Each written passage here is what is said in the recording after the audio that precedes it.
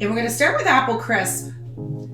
And apple crisp has been my favorite since I was a little girl. So on my birthday, my mother always makes me an apple crisp. That's right. So I think it's a fitting one for us to start the new year. Just put the candles on top instead of a cake. Exactly, exactly. You can celebrate your birthday with anything that you want. That's right. So with this recipe, we need some key ingredients. First of all, what's one of the number one ingredients? Some apples. Apples. So what we've got apples in here.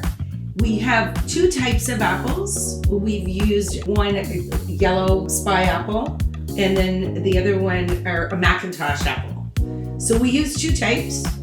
You can use one, you can use 5, right? It wouldn't matter. Yeah. And I did cut these up earlier, and we've got them cut into thin slices, and we've cut the apples fairly evenly so that they cook evenly. Exactly. So we're gonna put the apples in the bottom of our baking pan. I did cut these about half an hour ago. Mom's gonna make a mixture in the bowl, so I'm gonna let you go ahead. We're using a coconut sugar. You could use brown sugar. Usually this recipe is made with a brown sugar, not a white sugar. But whatever you have that's sweet and you're gonna enjoy. I put probably a cup and a half in there. Yep. And that's gonna go in this pan. I'm gonna put 1/4 cup of sugar, Mom. So it's in that. That's going to give it a nice. There we go. So she's gonna mix that together. I'm gonna take the sugar and put just a thin layer right across the apples themselves. Is that good?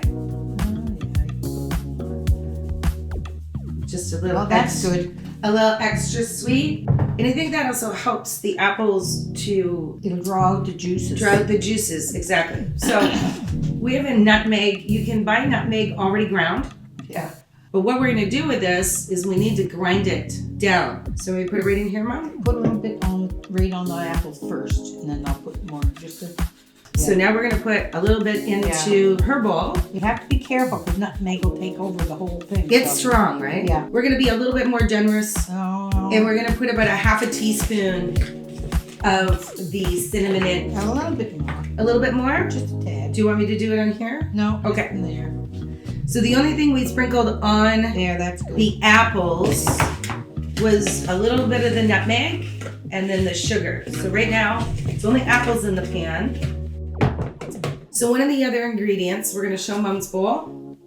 So we have the oats, and then we've got some coconut sugar in here. We put a bit of nutmeg and cinnamon.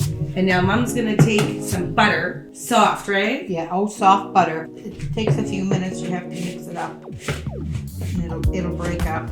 So what are we making now? What do we call this? This is the crumble on top.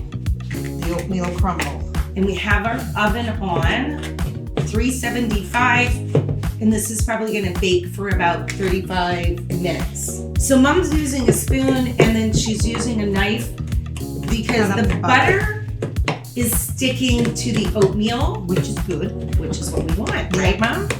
So I'm gonna show everybody, there's chunks, and that's the butter. And that will melt all through it. Exactly. So adding nuts to this is a wonderful textural component. It's such a simple recipe that is so full of flavor and health. And to be honest with you, you just have breakfast, or it can be dessert, whatever you would like.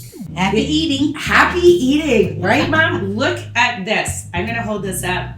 You can see a bit more at the camera. The bottom And the bottom of it. You can see where the apples have all cooked through. Delish. I really wish we had smell-o-vision.